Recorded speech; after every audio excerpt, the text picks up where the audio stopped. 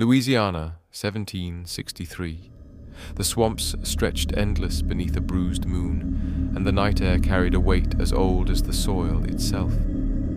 Somewhere between dusk and dawn, a man named Malachi Johnson wandered the edge of the world he was born to serve. Shackled by more than iron, his dreams of freedom had been beaten, broken, and buried 100 times over. But some dreams never stay dead. Malachi had tried to run. Lord knows he'd tried. Each attempt cost him another piece of his body, but the thought of his wife, Sarah, and their boy, Eli, had stitched his spirit back together each time. A man could live without flesh, but he couldn't live without hope. That night, though, it wasn't hope that called him deeper into the woods. It was something colder, something ancient. The sounds reached him first. The clash of steel, the thud of bodies against earth, the sharp grunt of breathless violence. Not the kind born from plantation cruelty. This was something different, something he wasn't meant to hear.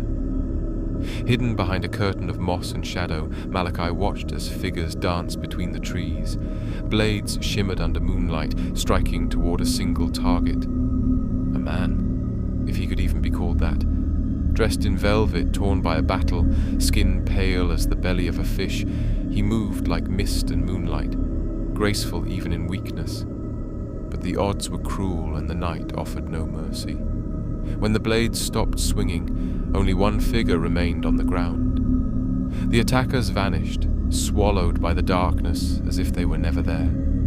The man they left behind barely clung to life. Malachi should have walked away, should have let the stranger meet his end, the same way so many souls had in these swamps before. But something tethered his feet to the soil, something deeper than fear or reason. Without a word, Malachi lifted the man onto his back and began the slow, dangerous trek home. Past the hunting dogs, past the patrol fires, past the men who'd trade a dozen souls for a single lie told at the wrong moment.